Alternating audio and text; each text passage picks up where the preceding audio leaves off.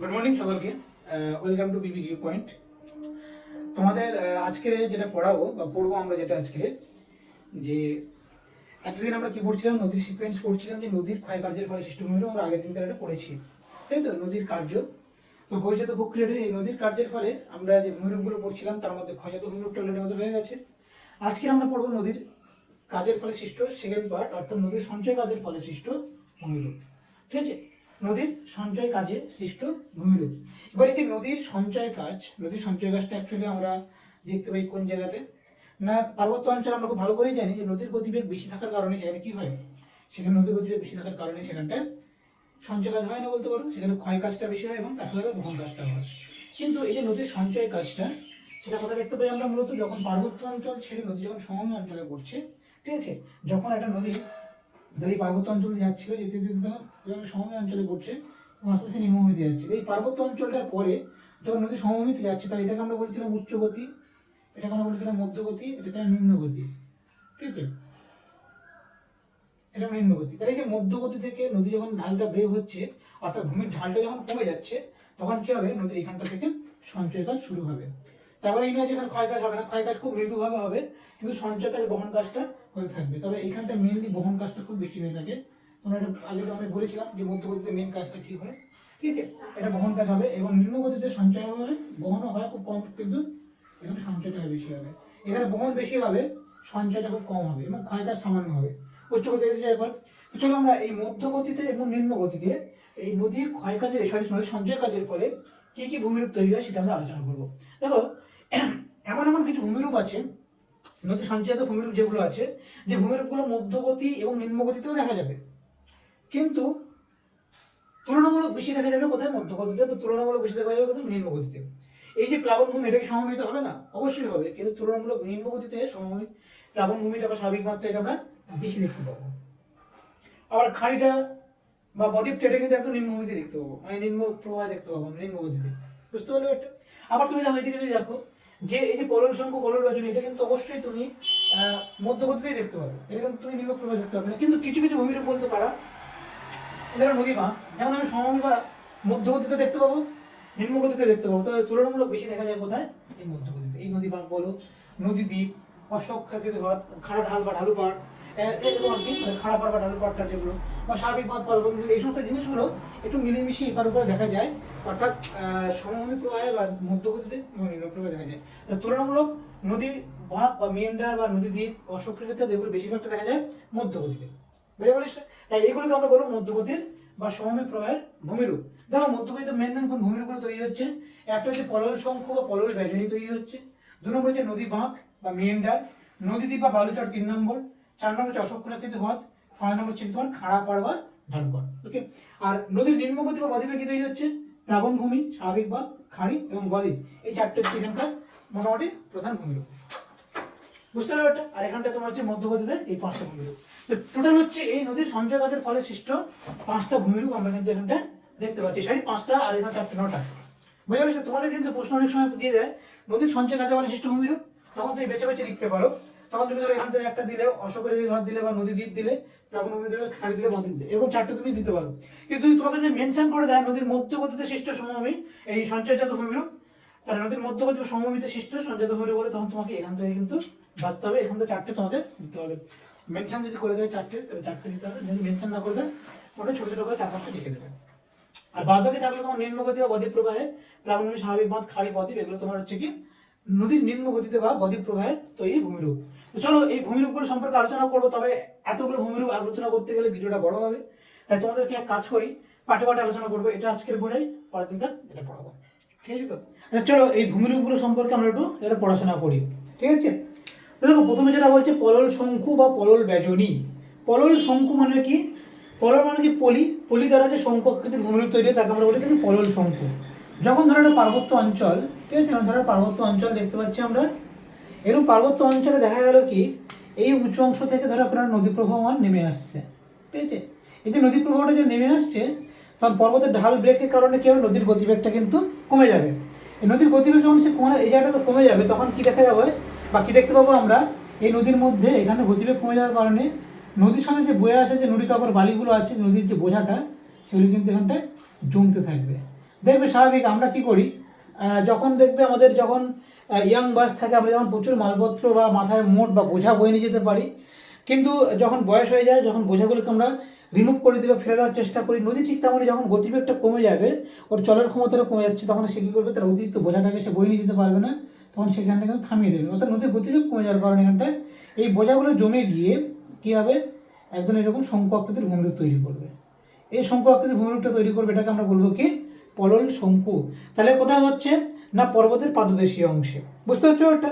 এবার পরবর্তীকালে কি হবে, পরবর্তীকালে যখন এই জলটা নদীর যে মানে যে জল প্রবাহটা আসছে, তখন এখানে চট জেগে যাওয়ার কারণে তখন জলটা পাশ কাটিয়ে যাবে, পাশ কাটিয়ে যেতে গেলে তখন কী হবে, এই জায়গাটা তখন আস্তে আস্তে ক্ষইতে ক্ষইতে ক্ষইতে ক্ষইতে এই জায়গাগুলো আস্তে আস্তে কী হবে, চড়া হয়ে যাবে। এই জায়গাটা আস্তে আস্তে চড়া হয়ে গিয়ে এরকম বড় হয়ে যাবে। বুঝতে পারছো ওটা?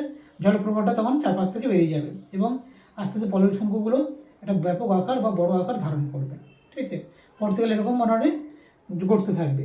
এবং এর পরবর্তীকালে কি হয়, যখন এই পলল শঙ্কুগুলোর উপর থেকে তাহলে শঙ্কু আকৃতির ভূমিরূপ তৈরি করছে পলি জমে জমে, পরবর্তীকালে এর ধরো এই যে জলটা আসছিল, এদিক থেকে জল যাচ্ছে, এদিক থেকে জল যাচ্ছে, কিন্তু মাঝখান থেকে আমার দেখা যাচ্ছে এখান থেকে একটা জল চলে গেল।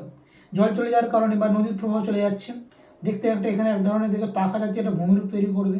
ঠিক আছে? বা ধরো পলি কোনো জায়গায় দেখা যাচ্ছে কি নদী গেল না, এই পলল শঙ্কুটা পরবর্তীকালে এখন জমে গিয়ে একটা পাখার মতন ভূমিরূপ তৈরি করবে, তখন তাকে আমরা বলবো পলল ব্যাজনী। অর্থাৎ পলল শঙ্কু থেকে কিন্তু পলল ব্যাজনী কোনো অংশ যদি গোলাকৃতি আকার ধারণ করে, তখন একটা পলল ব্যাজনী বা পলল পাখার মতন আকার ধারণ করে, তখন তাকে আমরা বলবো পলল ব্যাজনী। তাহলে একটা কি বলছি, পলল শঙ্কু,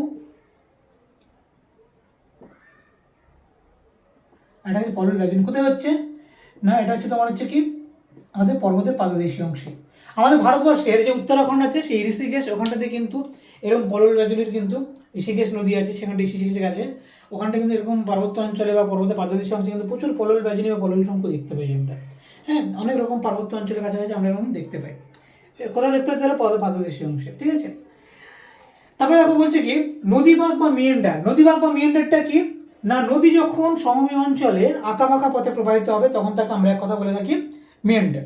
ওকে, নদীবাঁক বা মিয়েন্ডার বলছি। তো এই মিয়েন্ডার কথাটা কোথা থেকে এসছে, ইউরোপে যে তুরস্ক আছে, সেই তুরস্কের মিয়েন্ড্রস নামে একটা নদী আছে, সেই মিয়েন্ড্রস নদীর নাম অনুসারে এই জিনিসটাকে বা এই ভূমিরূপটাকে আমরা বলি মিয়েন্ডার। অর্থাৎ ব্যাপারটা কি হয়, নদী যখন সমভূমি অঞ্চলে যখন যায়, তখন নদীর আগে যে গতিপথ সেরকম আঁকাবাঁকা পথে প্রবাহিত হয়। এই আঁকাবাঁকা পথ যুক্ত নদীকে আমরা বলে থাকি মিয়েন্ডার। বুঝতে পারলে এটা?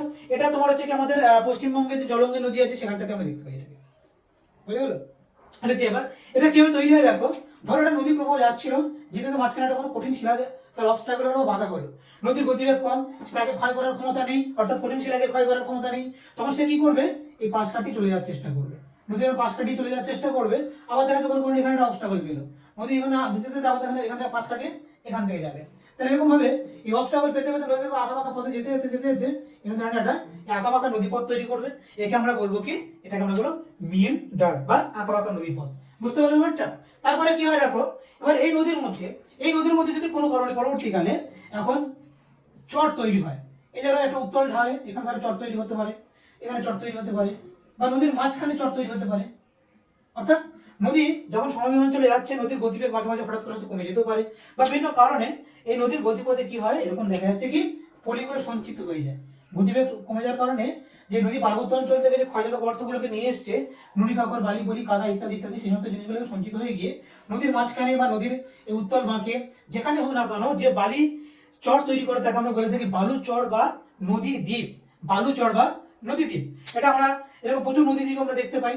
ঠিক আছে? আমাদের নদীতে এরকম একটা আছে, ইলাদা মানে যে বিশ্বের বৃহত্তম নদী দ্বীপ বলতে পারো, বা আমাদের ভারতবর্ষ তথা এশিয়ার একটা বৃহত্তম নদী দ্বীপ আছে ব্রহ্মপুত্র নদীতে অবস্থিত, কি বলে ওটা না, মাজুলি দ্বীপ, যেটা আমাদের ব্রহ্মপুত্র নদে নদী বলছি, সরি ব্রহ্মপুত্র নদে অবস্থিত মাজুলি। মাজুলি কিন্তু একটা নদী দ্বীপের উদাহরণ। বুঝতে পারলে? তারপরে আছে অশ্বক্ষুরাকৃতি হ্রদ। অশ্বক্ষুরাকৃতি হ্রদ, অশ্ব মানে কি, অশ্ব মানে হচ্ছে ঘোড়া, জানি না আমরা ভালো করে, অশ্ব মানে হচ্ছে কি বললাম, ঘোড়া। সেই অশ্বক্ষুরাকৃতি মানে কি, অশ্ব খুনের মতন বা পায়ের মতন আকৃতির যে ভূমিরূপ দেখতে পাই বা হ্রদ দেখতে পাই, তাকে আমরা বলে থাকি অশ্বক্ষুরাকৃতি হ্রদ। বোঝা গেল জিনিসটা? তো এটাকে আমরা বলে থাকি অশ্বক্ষুরাকৃতি হ্রদ। এবং অশ্বক্ষুরাকৃতি হ্রদের আরেকটা নাম আছে মড হ্রদ। এই অশ্বক্ষুরাকৃতি অক্সব্লো লেক বা অশ্বক্ষুরাকৃতি হ্রদ কিভাবে তৈরি হয় দেখো, ধরো একটা নদী আমার এরকম আঁকাবাঁকা পথে নদী প্রবাহিত হয়েছে, ঠিক আছে, এরকম আঁকাবাঁকা পথে নদীটা প্রবাহিত হয়েছে।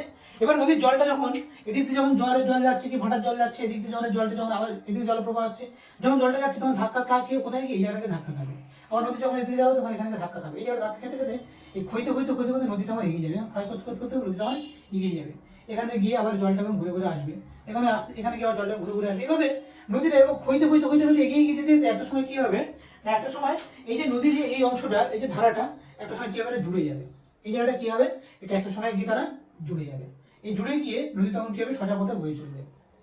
বুঝতে পারবে এটা? তাহলে নদী যখন, তাহলে কি হচ্ছে, এখান থেকে সোজা পথে নদীটা বয়ে চলবে, ঠিক আছে, নদী তখন কি হবে, এটা সোজা পথে বয়ে চলবে,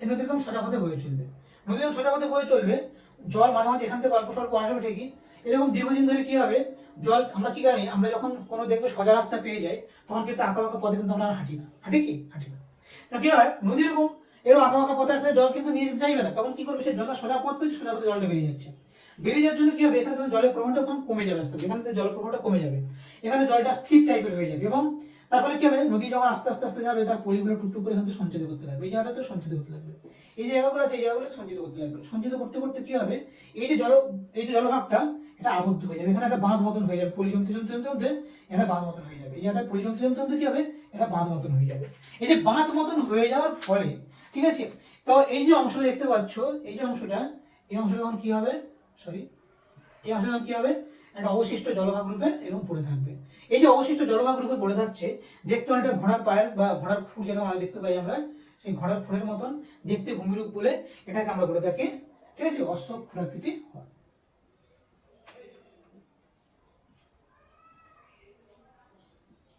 ঠিক আছে, আমাদের গঙ্গা নদীতে এরকম কিন্তু প্রচুর দেখা যায়, মুর্শিদাবাদের ওখানটাতে কিন্তু প্রচুর অশ্বক খুরাকৃতি ভাগ আছে। তোমাদের এটা বলতে পারি, বলো না যার নাম কি, মুর্শিদাবাদে আছে, মুর্শিদাবাদের মতিঝিল যে ভাবটা, ওটা কিন্তু মতিঝিল যেটা দেখা যায় সেটা কিন্তু একটা অশ্বক খুরাকৃতি ভাগের উদাহরণ, মুর্শিদাবাদে অবস্থিত যেটা, ঠিক আছে। আর লাস্ট তোমাদের আছে খাড়া পাড় বা ঢালু পাড়। খাড়া পাড় বা ঢালু পাড়টা কি, নদীর মধ্যে দেখবে আমরা, যদি কেউ তোমরা নদী এলাকায় কখনো যদি যাও দেখতে পাবে, সুন্দরবন যদি ঘুরতে যাও, দেখো নদীর এক পাড়টা দেখবে ভাঙা ভাঙা মতন খাড়াই ঢাল, একবার দেখবে এরকম সোপান টাইপে নেমে যাচ্ছে, ঠিক আছে। তো একটা ব্যাপারটা কি হয়, এই যে নদী একটা যখন নদী প্রবাহিত হয়, নদীর এই যে ঢালটা দেখতে পাই আমরা, সরি, নদীর এই যে দেখতে পাবে, নদী যখন অ্যাকচুয়ালি নদীর বেগটা এখানে ধাক্কা মারে, যখন ধাক্কা মারে তখন নদী এই জায়গাটা না একটু অ্যাভয়েড হয়ে যায়, মানে এগুলো তখন পাত্তা পায় না, অ্যাকচুয়ালি বলতে পারবো নদীর জলটা যখন এখানে যাচ্ছে তখন ধাক্কা মারছে, আবার যখন এখানে ধাক্কা মারছে, এই যে তার অপোজিট পার্ট যেগুলো দেখতে পাচ্ছ, এই জায়গাগুলো তখন কিন্তু একটু জলের যে স্রোত, সেই স্রোতটা থেকে আমরা বেঁচে যায়। ব্যাপারটা কি হয়, যখন ধাক্কা মারবে এই জায়গাটা যে পাড়গুলো, নদীর যে পাড়গুলো আছে, সেই পাড়গুলোটা কেমন টাইপের হবে জানো তো, সেই পাড়গুলো একটু খাড়া টাইপের পাড় হবে, ঠিক এরকম খাড়া টাইপের পাড় হবে, মানে যেটাকে বলে থাকে এরকম অবতল টাইপের, ঠিক আছে, এরকম অবতল টাইপের খাড়া পাড় দেখতে পাবো, এরকম খাড়া পাড় দেখতে পাবো, নদী আছে, এই নদী এরকম পাড়টা এরকম অবতল টাইপের খাড়া পাড় যুক্ত হবে, এই অংশগুলো তখন এগুলোকে আমরা বলবো খাড়া পাড়, ঠিক আছে, এগুলো আমরা বলবো খাড়া পাড় বা অবতল পাড়। আর ঢালু পাড়টা কোনটা, এই যে জায়গাগুলো দেখতে পাচ্ছ, এই জায়গাগুলো দেখতে পাচ্ছ, এই জায়গাগুলো দেখতে পাচ্ছ, এখানে কি হয়, এখানে প্রচুর পরিমাণে পলি জমে গিয়ে, ঠিক আছে, এরকম ওভাল টাইপের একটা ভূমিরূপ তৈরি করবে, ঠিক আছে, এই নদীর জল এখানে ওভাল টাইপের ভূমিরূপ তৈরি, এটাকে আমরা বলবো উত্তল, এই উত্তল অংশ, এই জায়গাগুলো উত্তল বা তোমার হচ্ছে কি ঢালু পাড় তৈরি হবে, দেখো হালকা ঢালু, আর দেখো কতটা খাড়াই, এটা কতটা খাড়াই, এটা হালকা ঢালু, এটাকে বলছি খাড়া পাড়, এটাকে বলছি ঢালু পাড়। আর নদীতে কিন্তু এরকম খাড়া পাড় ঢালু পাড় ধরনের জিনিস দেখতে পাই নদীর এই পার ওপার, বোঝা গেল জিনিসটা তো, এটা নদীর বৈশিষ্ট্য, নদীর এক পার গড়ায় এক পার ভাঙে, এরকম আমরা ভূমি দেখতে পাই। তো এগুলো হয়ে গেল তোমাদের নদীর সঞ্চয় কাজে ফলে সৃষ্ট বিভিন্ন ভূমিরূপ গুলো, তো এগুলো পড়তে লাগো। আর এগুলো নদীর খাড়া পাড় ঢালু পাড় কিন্তু আমরা গঙ্গা নদীর নিম্ন প্রবাহ কিন্তু প্রচুর দেখতে পাই, মধ্য প্রবাহ দেখা যায়, এটা হচ্ছে ব্যাপার। তো এগুলো পড়ো, পরের দিনকে আর নদীর নিম্ন গতিতে কোন কোন ভূমিরূপ গুলো আছে সেগুলো কিন্তু পরের ক্লাসে পড়াবো। আজকে আপাতত এই পর্যন্ত থাক, ওকে।